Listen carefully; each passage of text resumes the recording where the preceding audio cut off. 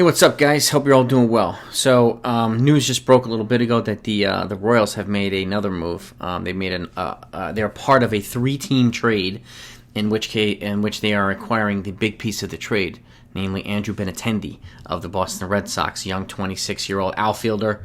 A lot of potential. He's shown to be, a solid player when he's healthy. He's had a couple injury issues over the last couple of years, but he's a solid upgrade over what they have now.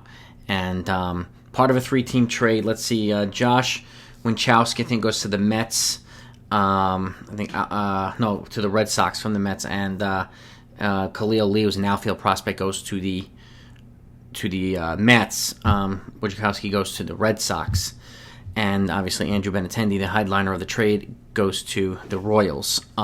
This is significant, and I don't know if you noticed, but the Royals have made quite a few moves this offseason. They're one of the more pleasantly surprising teams and one of the most improved teams in the American League Central.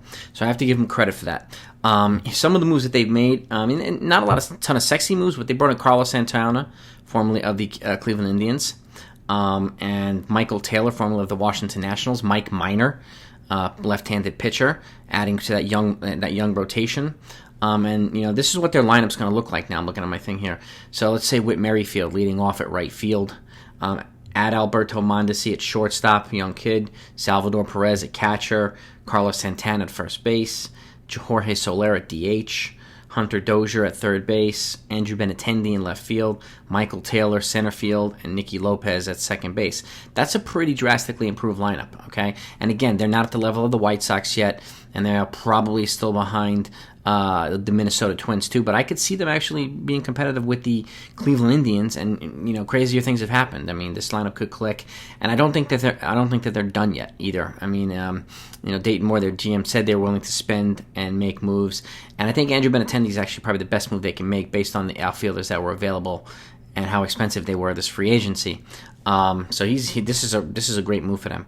It's in a move for Red Sox to shed a little payroll and get some prospects. He has 2 more years of control too, so he's there through the 2022 season, and that's a good move. And some of the other moves that they've made too, they brought Irvin Santana in on a minor league contract, Wade Davis, an oldie but a goodie, another oldie but a goodie, Greg Holland, some of their 2-star relievers in the past couple of years. Again, not the flashiest moves, but they've made quantity moves. But some of these moves I think are going to be quality relative to the team and where they stand in the Central. And like I said, I think the White Sox will be miles above everybody, and the Twins have made enough moves to go after the White Sox. The Cleveland Indians, I think, are up for grabs with the Kansas City Royals.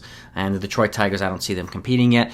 But they have a up-and-coming young pitching to contend with too. So, and they made a couple of moves, but I'll be grading each division right before spring training starts or during spring training. The reason why I'm holding up is because there's so many guys that are still not signed. So I don't want to give teams an incomplete grade yet. So it may be during spring training once some more guys are off the board. And some of the big guys are still on the board, Justin Turner and the likes of some others. So there's still moves to be made, but this is a significant trade for the Kansas City Royals. It makes them a lot better, and the moves that they've done, they've improved significantly this offseason. So I don't see them obviously being one of the best teams in the American League yet, but relative to where they were, they've improved significantly. So they're one of the most improved teams right now in the American League this year, and probably the second most improved in the American League Central.